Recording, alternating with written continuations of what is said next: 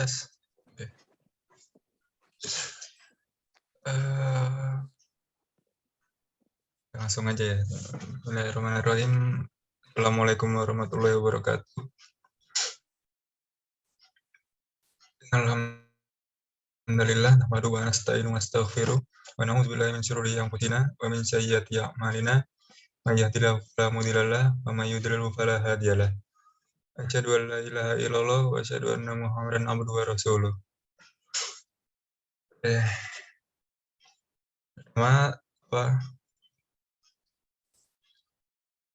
Tidak lupa kita selalu panjatkan puji dan syukur kepada Allah Subhanahu wa taala yang berkat rahmatnya kita bisa hadir pada kajian tafsir pada pagi hari ini dengan keadaan sehat dan memiliki kesempatan.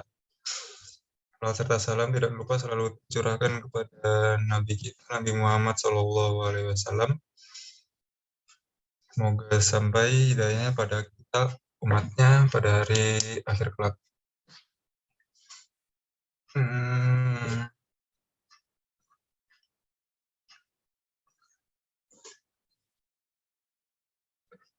Mungkin langsung aja karena mengejar waktu yang mulai berjalan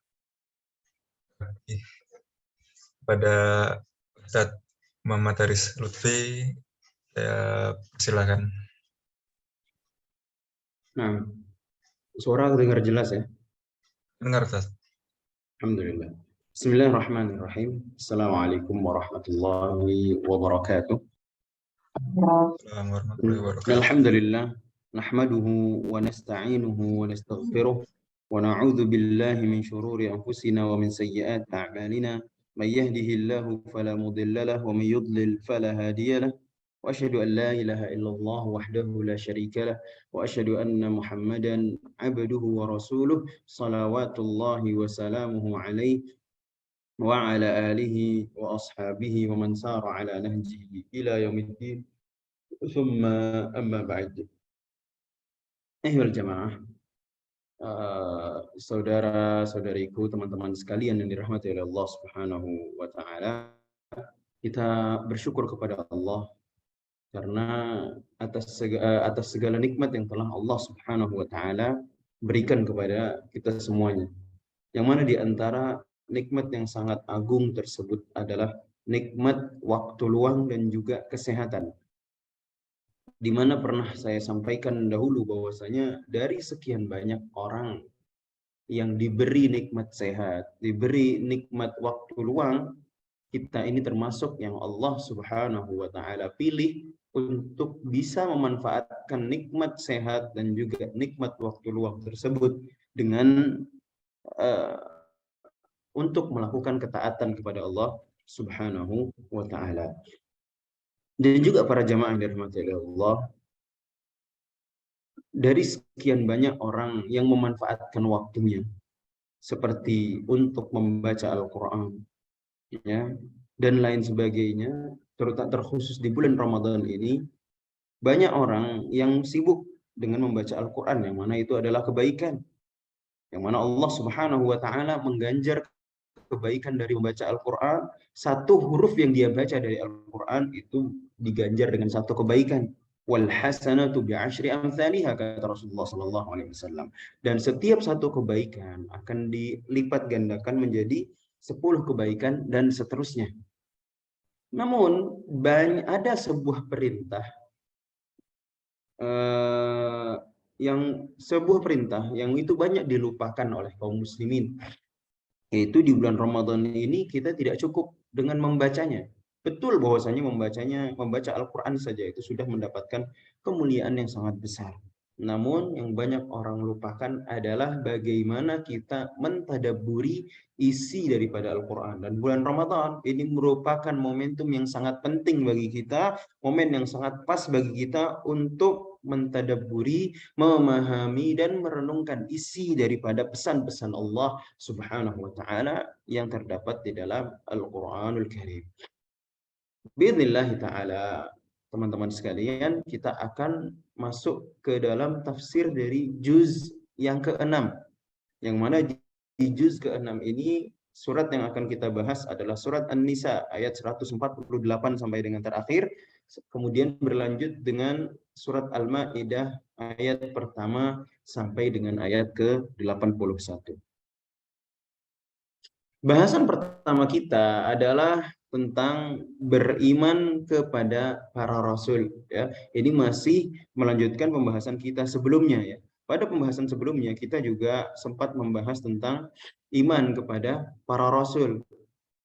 Dan dalam surat ini, yaitu dalam juz ini, beberapa pembahasan penting diantaranya adalah bahwasanya kita diperintahkan untuk beriman kepada semua rasul tanpa terkecuali, baik itu rasul-rasul yang kita ketahui nama mereka maupun rasul-rasul yang baik itu yang sudah pernah diceritakan kepada kita baik dalam Al-Qur'an maupun hadis, maupun rasul-rasul yang mungkin kita tidak tahu namanya karena belum diceritakan, karena dikisahkan bahwa atau dikabarkan bahwasanya jumlah nabi itu ada sekitar 300.000. Kemudian jumlah rasul itu ada belasan ribu, ya, atau ada ribuan. Nah, dan itu yang disebutkan di dalam Al-Qur'an maupun hadis itu kurang lebih adalah 25 nabi saja. Sedangkan di luar itu, selain daripada itu masih banyak nabi-nabi dan juga rasul-rasul yang lainnya. Dalam surat An-Nisa ayat 164 Allah Ta'ala berfirman, wa rusulan qad qasasnahum 'alaika min qabl. Ada rasul-rasul yang telah kami ceritakan kepada kalian dulu. Wa rusulan lam naqsushum 'alaik, dan juga banyak rasul-rasul yang belum diceritakan. Ya, itu mengabarkan bahwasanya berarti nabi dan rasul itu jumlahnya tidak hanya 25, ya. Bahkan di dalam surat yang lain Allah Subhanahu wa taala mengabarkan kepada kita bahwasanya ya, Allah Subhanahu wa taala telah mengutus kepada setiap kaum itu nabi dan rasul. Kata Allah Subhanahu wa taala, laqad arsalna fi kulli ummatin rasula wa laqad arsalna fi kulli ummatin rasula an i'budullaha wajtanibut taghut. Apa kata Allah? Allah Subhanahu wa taala firman, wa laqad arsalna fi kulli ummatin rasula. Setiap umat yang ada di muka bumi, baik itu umat yang saat ini masih ada, maksudnya keturunannya, maupun umat yang hidup di zaman dulu yang keturunannya sudah tidak ada lagi, mereka pernah atau setiap mereka pasti dikirim kepadanya utusan, yaitu nabi maupun rasul. Apa yang Allah perintahkan kepada para nabi dan rasul? Perintahnya apa? An-i'budullah wajtanibut taghut, untuk beribadah hanya kepada Allah saja, wajtanibut taghut, dan untuk menjauhi taghut, yaitu menjauhi segala yang disembah selain daripada Allah Subhanahu wa taala. Itu tugas mereka. Dari zaman Rasul yang pertama sampai dengan Rasul yang terakhir, tugas mereka, misi mereka adalah untuk menyampaikan kepada manusia akan tauhid, yaitu supaya mereka menyembah hanya Allah Subhanahu wa taala saja. Ya, setiap kali datang kaum yang mulai menyekutukan Allah, Allah utus kepada mereka nabi, sampaikan kepada mereka supaya apa? Supaya menyembah hanya Allah saja. Ketika mulai menyimpang diutus kepada nabi, dan seterusnya hingga Allah Subhanahu wa taala mengutus nabi yang terakhir, dan setelah itu tidak ada nabi lagi. Namun di sana ada orang-orang yang mewarisi tugasnya para nabi, yaitu para sahabat, para tabi'in, para atba' tabi'in, dan juga para ulama ar-rabbani, bukan sekedar ulama, tapi ulama rabbani, ulama yang benar-benar mengajak kepada Al-Quran dan juga hadis Nabi SAW. Ulama-ulama yang mengajak kepada kemurnian agama ini. Ulama-ulama yang mengajak kita untuk mempelajari dalil, untuk mempelajari nas syar'i, tidak hanya sekedar mempelajari kata-kata manusia. Ini adalah misi, ini adalah tugas daripada pewarisnya para nabi. Karena Rasulullah SAW bersabda, innal ulama, sesungguhnya para ulama, mereka adalah apa? Warathatul anbiya, adalah pewarisnya para nabi. Kemudian Rasulullah melanjutkan, wa innal anbiya lam yuwarithu dinaran wala dirhama. Para nabi dan rasul mereka itu tidak mewariskan dinar ataupun dirham. Innama warrathul ilma, akan tetapi yang mereka wariskan adalah ilmu. Faman akhadhaha, maka barang siapa yang mengambil bagian dari warisan para nabi tersebut, apa kata Rasulullah SAW? Akhadha bihadzin wafir, maka dia telah mengambil sesuatu yang sangat besar, mengambil bagian yang sangat besar. Kemudian para jamaah sekalian, berkaitan dengan para nabi, kita diperintahkan untuk beriman kepada mereka semuanya tanpa membedakan satu dengan yang lainnya. Kata Allah Subhanahu wa taala, "Innal ladzina yakfuruna billahi wa rusuli, orang-orang yang berbuat kufur, orang-orang yang kufur kepada Allah dan juga Rasulnya, wa yuriduna ay yufarriqu bainallahi wa rusulih, ingin memisahkan antara Allah dan juga dengan para rasulnya, wa yaquluna nu'minu bi ba'dhi wa nakfuru bi ba'd, kami beriman kepada sebagian nabi dan tidak beriman kepada sebagian yang lain. Dan ini tentunya tidak benar, ya, tidak benar. Ini seperti yang dilakukan oleh orang-orang Yahudi, mereka hanya beriman kepada nabi-nabi yang diutus sebelumnya Nabi Isa, dan juga kepada kepada Nabi Musa, afwan. Tapi mereka tidak mau beriman kepada Nabi Isa ataupun Nabi Muhammad SAW. Begitu juga dengan orang-orang Nasrani. Mereka hanya beriman kepada Nabi Isa, namun mereka tidak mau beriman kepada Nabiullah Muhammad SAW. Kemudian yang ketiga adalah larangan berlebihan memuliakan seorang rasul. Kita rujuk kepada ayat yang ke-171. Silakan antum sekalian lihat. Allah Ta'ala berfirman, ya ahlul kitab, wahai sekalian ahlul kitab. Kalau yang diseru ahlul kitab, yang dimaksud di sini adalah Yahudi dan Nasara. La taghlu fi dinikum, jangan berlebihan di dalam agama kalian. Kalau kita mendengar istilah ghulu atau berlebihan, apa yang dimaksud dengan berlebihan? Allah Subhanahu wa taala dan Rasulnya telah menentukan agama, bahwasanya agama itu A, B, C, D, E dan seterusnya.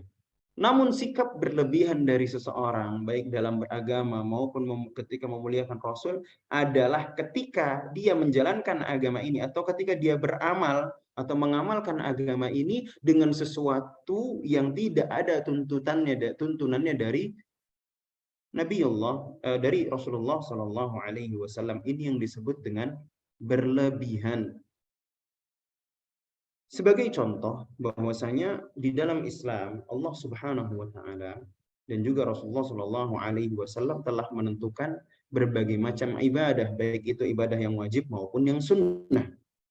Namun karena kita saking semangatnya beramal, saking semangatnya kita ingin mendapatkan cinta dari Allah dan juga Rasulnya, maka apa yang terjadi? Kita pun berinisiatif untuk melakukan sesuatu amalan yang padahal amalan tersebut tidak ada aturannya, tidak ada tuntutannya dari Allah dan juga Rasulnya.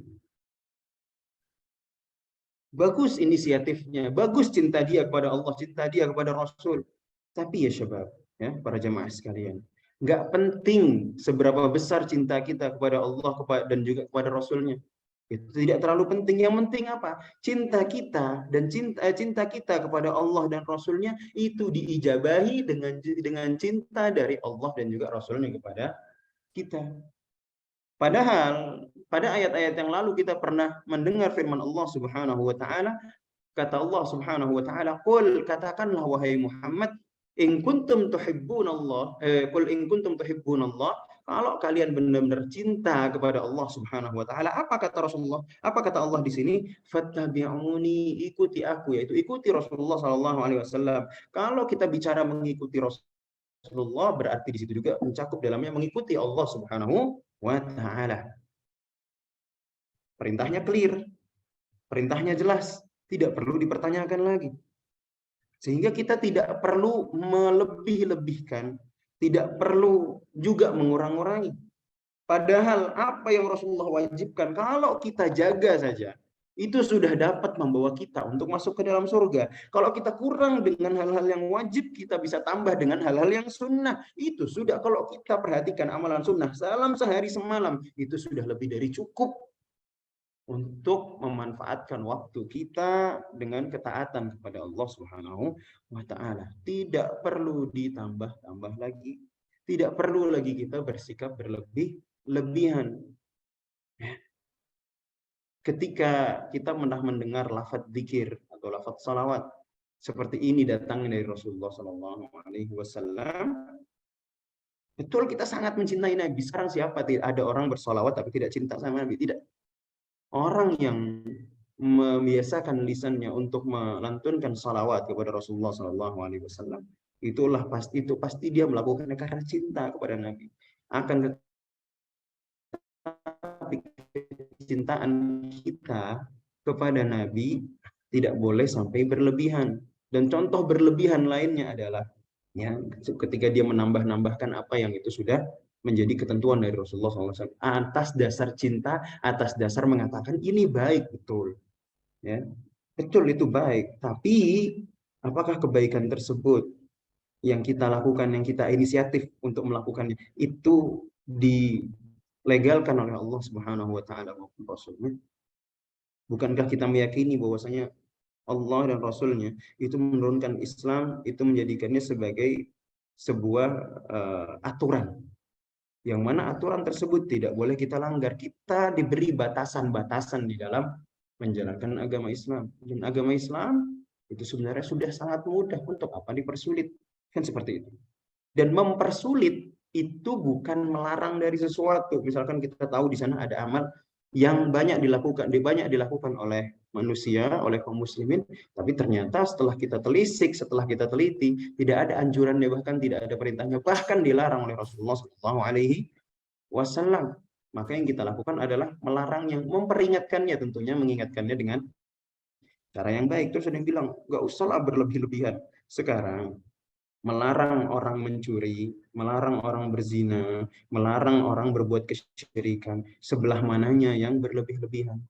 Justru sikap berlebihan kita adalah ketika tahu di sana ada kemungkaran, ketika di sana ada kemaksiatan, justru kita membela mereka. Ini sikap berlebihan. Ini yang dimaksud dengan berlebihan, ketika syariat sudah memberikan batasan, tapi kita lewati, itu yang dimaksud dengan berlebihan. Bukan mengajak orang untuk mengamalkan sunnah-sunnah Rasulullah, bukan mengajak orang untuk mengamalkan isi daripada Al-Quran maupun hadis dari Rasulullah SAW yang sahih, itu dianggap berlebihan. Tidak. Hanya saja memang betul bahwasanya sebagian orang yang mengajak kepada kebaikan, mengajaknya kepada kebaikan, hanya caranya dia salah.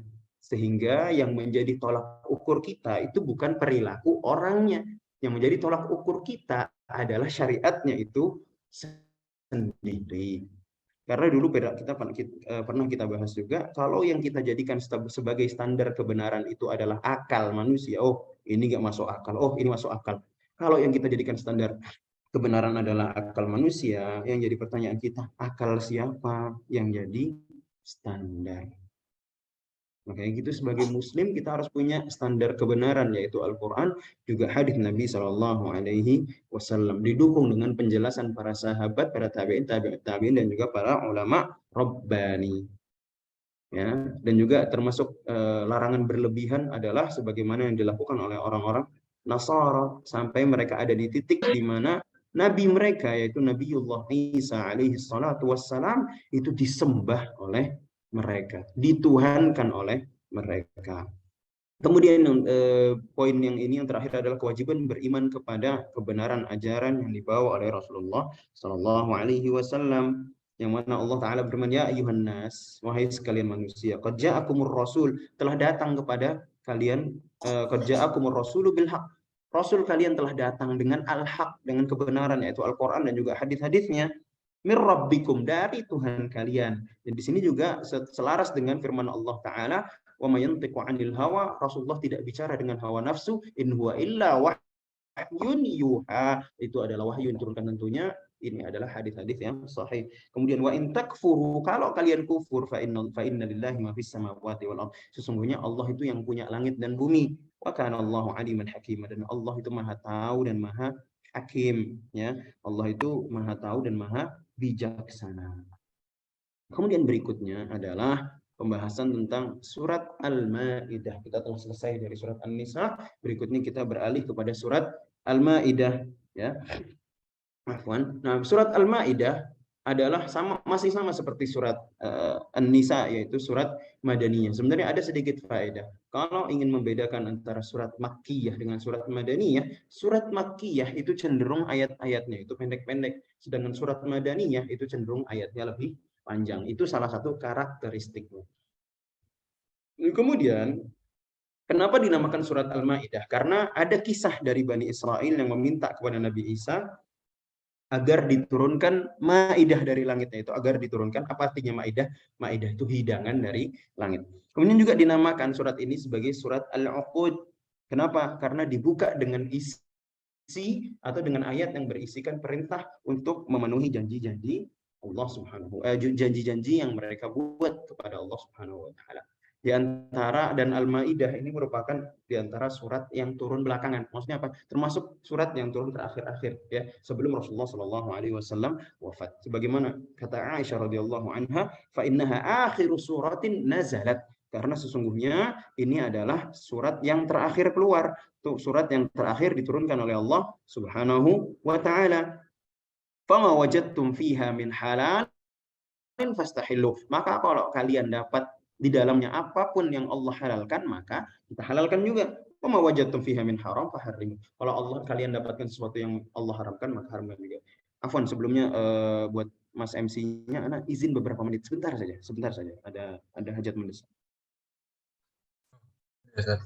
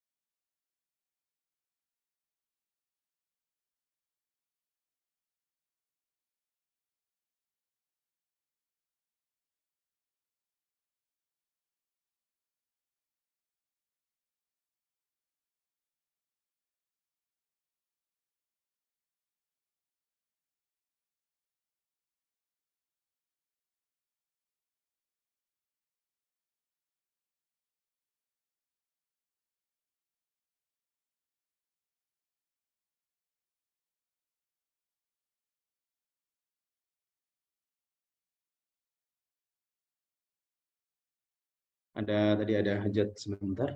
Nah, kita lanjutkan. Tadi kita sampaikan bahwasanya di antara nama dari surat Al-Maidah artinya adalah di antara nama surat Al-Maidah adalah surat Al-Uqud. Karena di dalamnya berisikan ayat-ayat perintah untuk memenuhi janji-janji. Tadi saya sampaikan janji-janji dibuat kepada Allah dan seterusnya. Ini adalah janji-janji baik itu kepada Allah, kepada manusia, dan seterusnya. Yang intinya adalah terdapat perintah untuk memenuhi janji. Kemudian berikutnya, para jemaah dirahmati oleh Allah Subhanahu wa taala, bagian pertama dari surat Al-Maidah ini kita akan tentang kemudahan Allah dalam masalah halal haram dan juga masalah bersuci.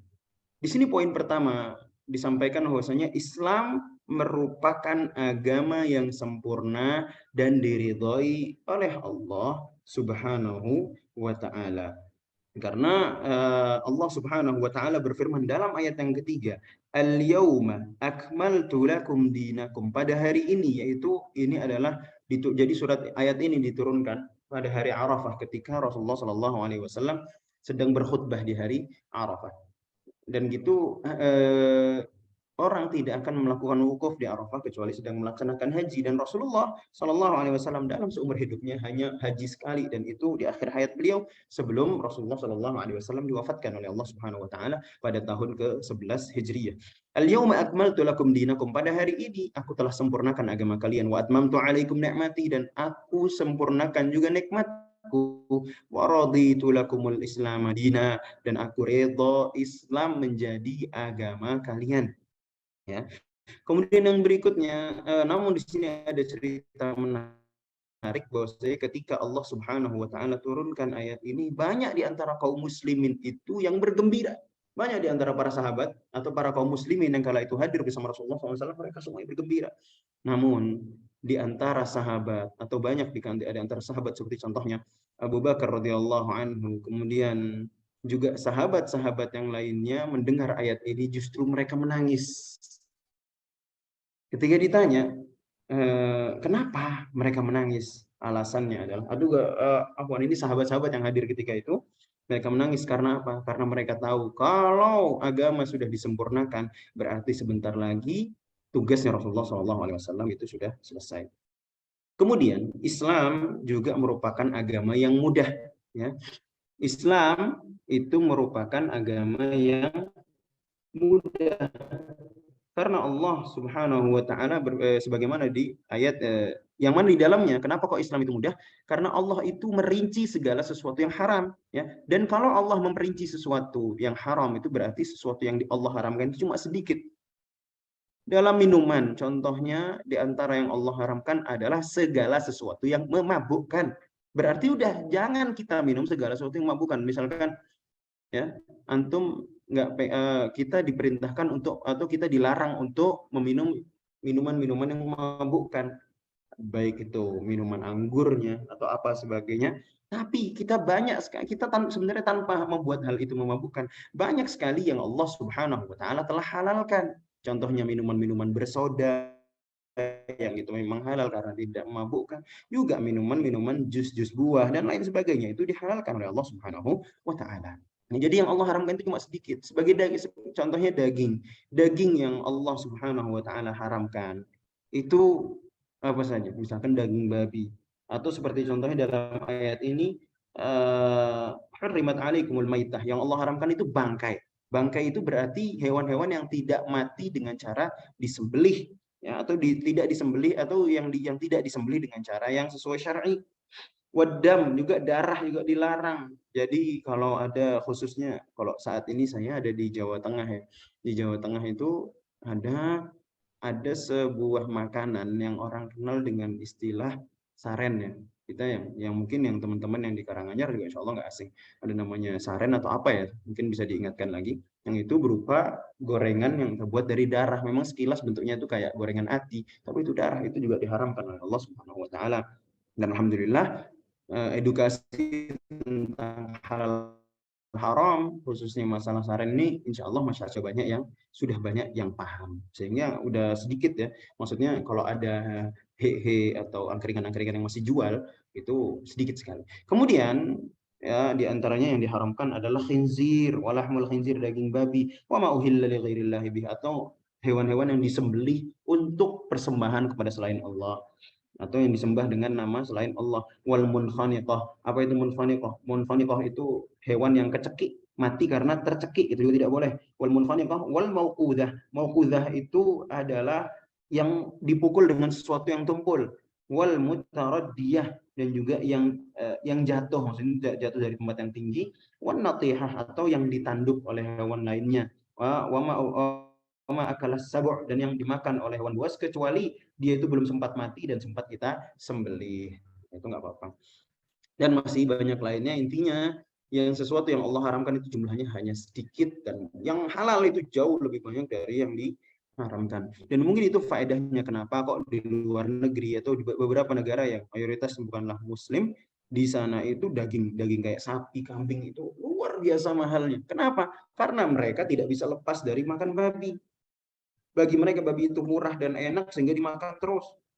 Sedangkan seperti di Indonesia, di Arab Saudi, padahal kalau dipikir-pikir Arab Saudi sapi tumbuhnya hidupnya di mana, seperti itu, ya. Ya ada sih mungkin peternakan dan sebagainya, tidak sebanyak di Indonesia atau mungkin di New Zealand atau sebagainya. Di tempat-tempat yang memang kaum muslimin di sana banyak, Allah mudahkan, Allah jadikan murah dagingnya, apa daging kambing dan apa daging sapi dan seterusnya. Contohnya adalah di Indonesia. Kemudian selain itu, Islam juga agama yang mengutamakan kesucian. Coba untuk melihat ayat ke-6.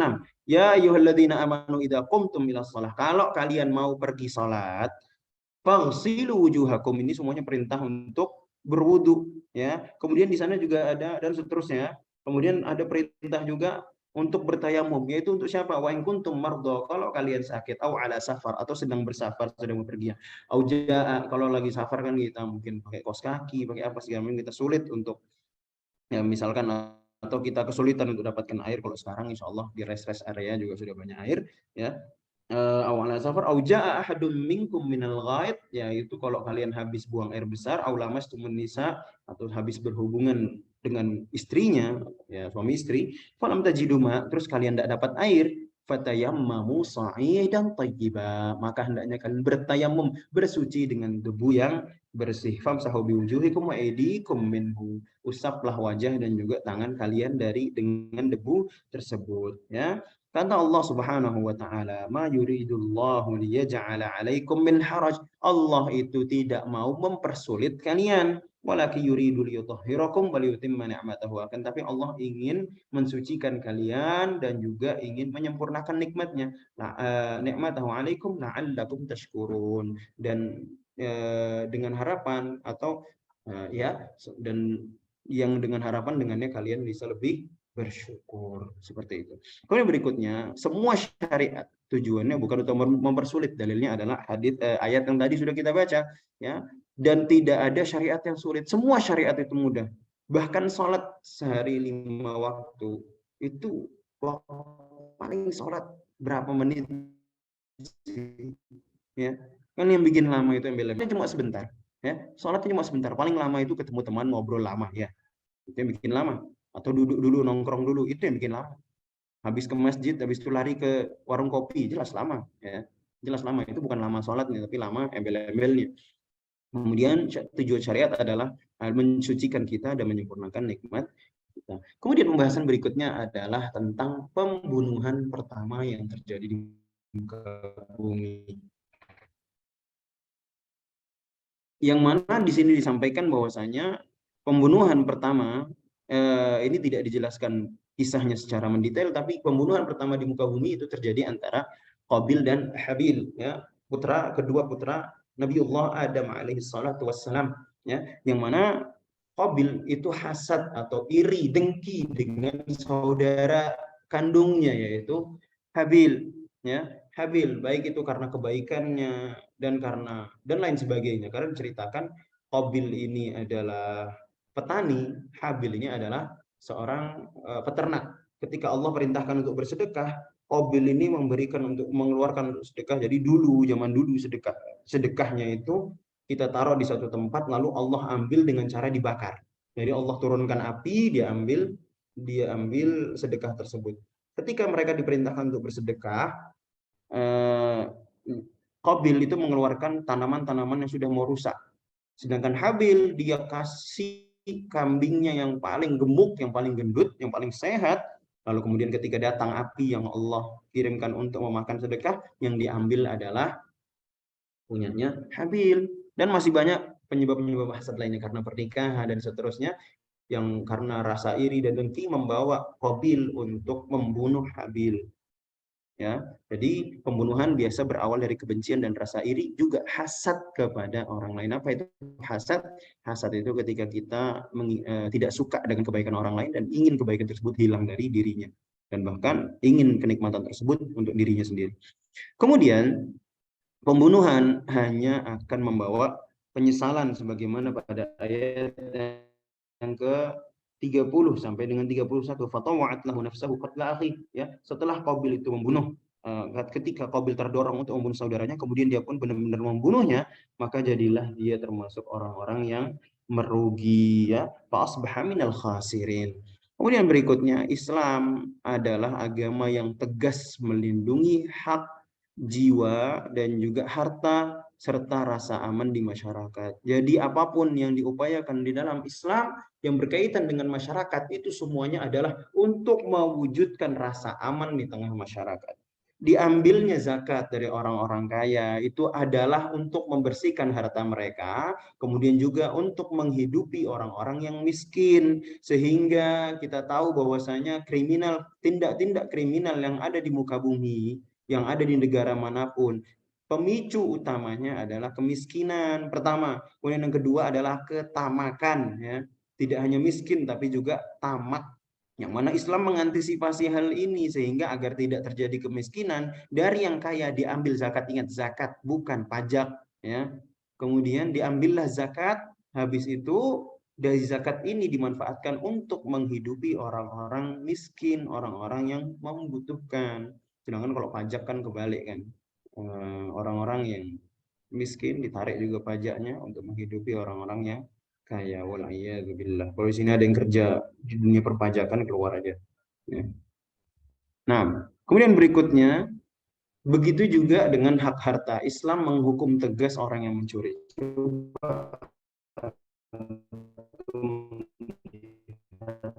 Ayat ke-38.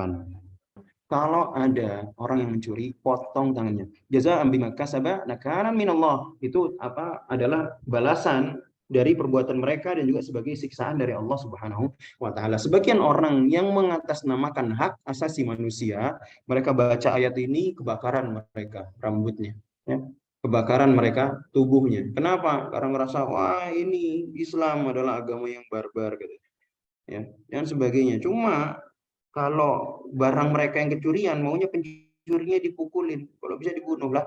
Bedanya di mana? Bukan, bahkan Islam di sini sangat adil. Kenapa? Daripada kalian main hakim sendiri, wahai manusia, lebih baik Islam yang atur, yang melakukannya adalah siapa? Pemerintah atau pemimpin yang memiliki wewenang. Kan seperti itu. Kemudian juga, ya, hukuman Allah adalah qisas, ya, pada ayat 45. Ya, pada ayat 45 kita bisa lihat di sini, ya. Wa katabna 'alaihim fiha anna an-nafsa bin-nafsi wal 'aina bil-'aini wal anfa bil-anfi wal udhuna bil-udhuni was-sinna bis-sinni wal khuruja qisas. Apa itu? Yaitu kami telah menetapkan bagi mereka di dalam Taurat, ya, ini orang-orang Yahudi juga udah ada qisas, bahwa nyawa dibalas dengan nyawa. Sedangkan orang Yahudi ada pembunuhan, ada perzinahan, pelakunya malah mereka lindungi, ya. Tapi ingat sekali lagi, untuk melakukan hal ini bukan sembarang orang yang bisa melakukannya. Ya, nyawa dibalas nyawa, mata dibalas mata, hidung dibalas hidung, telinga, dan seterusnya. Supaya apa? Orang itu tidak bermudah-mudahan untuk menumpahkan darah manusia. Dan kemudian Allah Ta'ala berfirman di ayat yang ke-50, afa hukmal jahiliyati yabghun? Memang kalian lebih milih hukum dari orang-orang jahil yang bahkan mereka tidak punya pedoman untuk kehidupan pribadi mereka, boro-boro untuk kehidupan bermasyarakatnya. Apa hukum al-jahiliyati yabghun? Apakah kalian lebih memilih hukum dari orang-orang yang jahil, yaitu orang-orang kafir? Wa man ahsanu minallahi hukman liqaumin yuqinun. Ya, dan hukum mana yang lebih baik daripada hukum Allah bagi orang-orang yang meyakini agama? Hukum mana yang lebih baik? Seperti itu.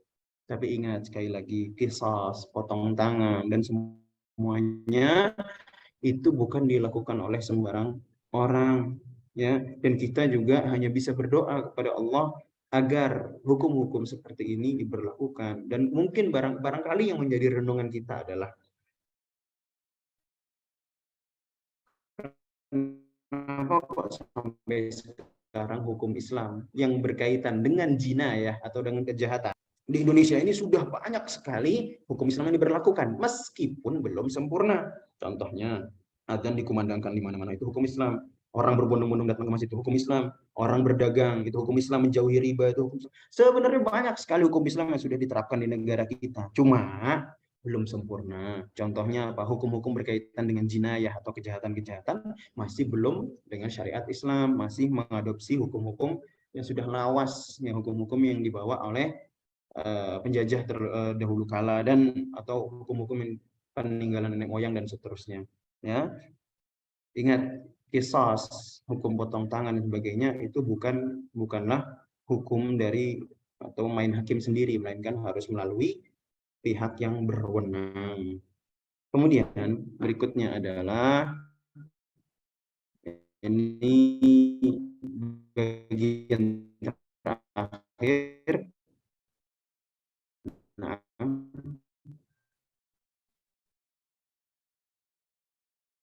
ya ini bagian terakhir, yaitu penyelewengan orang Yahudi dan orang Nasrani. Ayat yang ke-12, ya, untuk bisa kembali lagi ke ayat yang 12, orang mengutus 12 perwakilan mereka, yaitu di zaman Rasulullah SAW.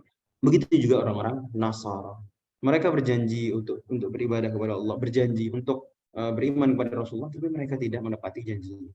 Kemudian dakwah itu pengakuan, ya, dakwah ketuhanan Al-Masih Isa bin Maryam. Kita tengok ayat ke-17. Allah Subhanahu wa taala berfirman, "Laqad kafara alladziina qalu innallaha huwal masiihu ibnu Maryam." Telah kafir, ingat yang bilang bukan saya, ini Allah, ya. Ini Allah. Bukan terus nanti ada kata-kata atau ada sebuah istilah, oh orang Islam mudah mengkafir-kafirkan. Sebenarnya sama, orang dari agama lain juga sama suka mengkafirkan. Cuma beda istilah aja. Ya, beda istilah aja karena kita Muslim, karena kita orang beragama Islam dan menjadikan bahasa Arab itu sebagai bahasa agama kita, wajar bahasa kita adalah dengan kata-kata kafir. Hanya saja ketika sudah diadopsi ke dalam bahasa Indonesia itu menjadi sesuatu yang seolah-olah tabu. Kalau mereka ngerasa, kalau ya sebenarnya kita bukan mengkafirkan, ya, bukan maksudnya mengatakan oh anta kafir, ini kafir, ini kafir. Enggak. Yang kita kafirkan itu adalah perilakunya, bahwasanya orang yang melakukan ini dia telah berperilaku kafir, atau memang jelas-jelas dia melakukan hal tersebut, ya nggak usah kita sebut dia kafir, cukup Al-Quran yang menghukuminya, udah kayak gitu. Dan memang kalau memang kita memiliki hukum, kalau kita memiliki power, silahkan bilang fulan kafir, fulan tidak kafir, dan seterusnya. Siapa kita, gitu kan? Allah Ta'ala menghukumi sesuatu adalah perbuatan kekufuran dan pelakunya adalah kafir, maka kita tidak boleh menyimpang dari hukum tersebut. Ya, di sini ketika Allah berfirman, laqad kafara alladziina qalu innallaha huwal masiih ibnu Maryam, orang yang mengatakan Isa bin Maryam atau Isa bin Maryam adalah apa? Allah. Kafir. Udah, situ aja selesai, nggak usah diperinci, ya. Qul faman yamliku minallahi syai'an arada ayyuhlikal masih ibn Maryam. Sekarang kata Allah di sini, siapa yang dapat menghalangi kalau Allah ingin mewafatkan atau membinasakan Nabi Isa, ya, dan juga ibunya, wa man fil ardi jami'a, atau seluruh manusia, siapa yang bisa menghalang? Nggak ada. Allah nggak terima dikatakan Nabi Isa adalah Allah, nggak terima, ya. Kemudian juga bahwasanya karena apa? Karena Nabi Isa tidak berhak untuk mendapatkan sifat ketuhanan tersebut. Sifat ketuhanan hanyalah milik Allah Subhanahu wa taala. Kemudian dakwah Yahudi dan Nasrani bahwa mereka adalah anak-anak Allah dan juga kesayangannya Allah. Kata firman Allah, wa qalatil yahudu wan nasara nahnu abna'ullahi wa ahibba'uh. Kata orang Yahudi dan Nasara, kita ini adalah anak Allah dan juga kesayangannya Allah. Qul, katakanlah wahai Muhammad, falima yu'adzibukum bidzunbikum. Kalau gitu kenapa Allah mengancam kalian dengan azab? Gitu ya. Karena dosa kalian. Bal antum basyarum mimman khalaq. Kalian itu enggak lebih dari manusia-manusia seperti lainnya yang diciptakan. Yaghfiru liman yasha wa yu'adzibu man yasha. Di mana Allah mengampuni orang-orang yang Allah kehendaki dan juga menghukum siapapun yang Allah kehendaki. Yang Allah kehendaki dihukum adalah orang-orang yang melanggar aturan Allah. Orang-orang yang diampuni oleh Allah adalah orang-orang yang bertaubat, orang-orang yang taat kepada Allah Subhanahu wa taala dan seterusnya.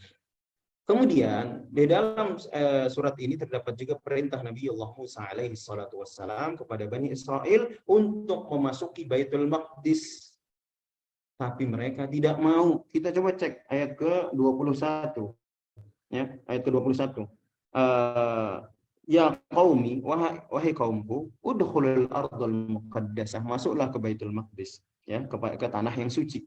Allati katawallahu lakum, yang telah Allah perintahkan kepada kalian, wala tartaddu ala adbarikum fatanqalibu khasirin. Dan janganlah kalian berbalik ke belakang karena takut musuh, nanti kamu jadi orang yang rugi. Mau tahu apa jawaban orang-orang apa jawaban orang-orang ini? Mereka justru mereka berkata, ya Musa, Inna fiha qauman jabbarin, di dalamnya itu banyak orang-orang barbar, banyak orang-orang yang kuat, pasukan yang kuat. Fa inna lan nadkhulaha, kami nggak mau masuk ke Baitul Maqdis hatta yakhruju minha, sampai mereka keluar dulu.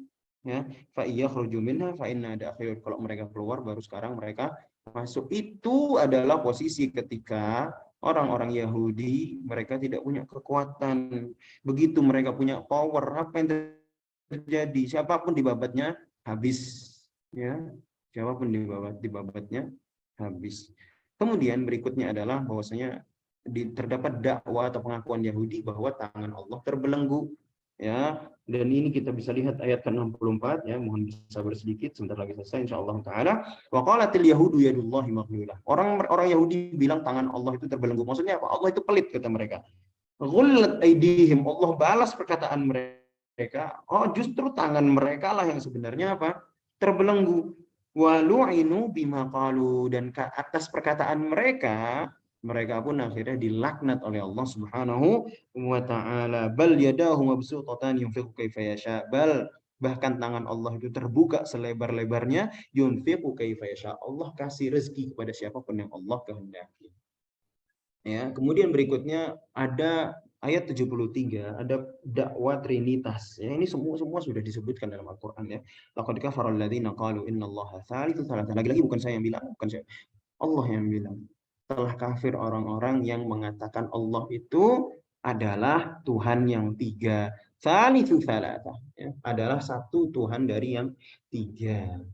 Kemudian yang terakhir adalah meninggalkan amar ma'ruf nahi mungkar, yang mana meninggalkan amar ma'ruf nahi mungkar merupakan karakternya orang Yahudi dan orang Nasara. Kita lihat orang Yahudi, mereka sangat mudah membunuh, sangat mudah berbohong dan sebagainya. Mereka bukan yang mengingkari kejahatan tersebut, tapi mereka malah menutup-nutupinya. Ingat, orang Yahudi menutup-nutupi, sedangkan orang-orang Nasara mereka pura-pura bodoh. Bukan pura-pura bodoh.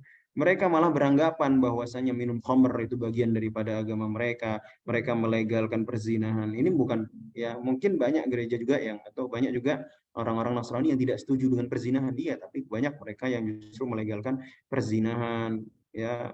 Tidak ada memungkar, tidak ada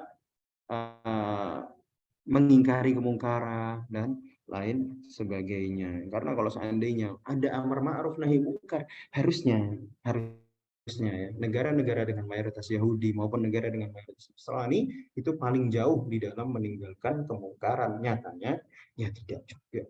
Ya, karena mereka tidak ada konsep amar ma'ruf nahi mungkar di dalam agama mereka. Nah, kita cukupkan pembahasannya sampai di sini. Berikutnya insya Allah kita akan bahas tafsir dari juz yang ke-7, ya. Kita ucapkan terima kasih yang sebesar-besarnya kepada MC yang bertugas pada pagi hari ini. Semoga Allah Subhanahu wa taala menjaga kesehatan kita semuanya. Semoga Allah Subhanahu wa taala memberikan kita pemahaman terhadap Al-Qur'an dan juga pemahaman terhadap hadis-hadis Nabi sallallahu alaihi wasallam. Wa sallallahu ala nabiyyina Muhammadin wa ala alihi wa sahbihi wasallam. Subhanakallahumma bihamdik asyhadu an la ilaha illa anta astaghfiruka wa atubu ilaik. Kami serahkan waktu yang tersisa kepada MC. Tes. Oke. Jazakallahu khairan Ustaz Muhammad Haris Lutfi telah menemani pagi hari kita dengan kajian tafsir pada pagi hari ini. Jadi sekilas tadi saya dengar kajian tafsirnya. Pertama tadi ada dari surat An-Nisa, melanjutkan tentang pembahasan kemarin, yaitu perintah beriman kepada Rasul dan ajaran yang dibawanya, tapi tidak melebih-lebihkan dan tidak mengurangi juga. Kemudian dilanjutkan ke surat Al-Maidah, di awalnya kita membahas tentang kemudahan dalam Islam, dan menjelaskan bahwa Islam juga sangat mengutamakan kesucian. Kemudian ada kisah kemudian pertama di muka bumi, dan kemudian ada penyelewangan dari kaum Yahudi dan Nasrani juga. Itu aja dari saya selaku MC. Jazakumullah khairan kepada teman-teman semua juga yang sudah menyempatkan hadir pada kajian tafsir pagi hari ini. Semoga apa yang kita dapat bisa kita terima dan implementasikan ke kehidupan sehari-hari. Mungkin cukup sekian dari saya. Bisa kita sebelum ditutup, alangkah baiknya kita baca doa hamdalah dan doa kafaratul majelis. Alhamdulillahirabbil alamin. Subhanakallahumma wa bihamdika asyhadu an la ilaha illa anta astaghfiruka wa atubu ilaik. Baik, terima kasih teman-teman. Saya selaku MC izin undur diri. Assalamualaikum warahmatullahi wabarakatuh.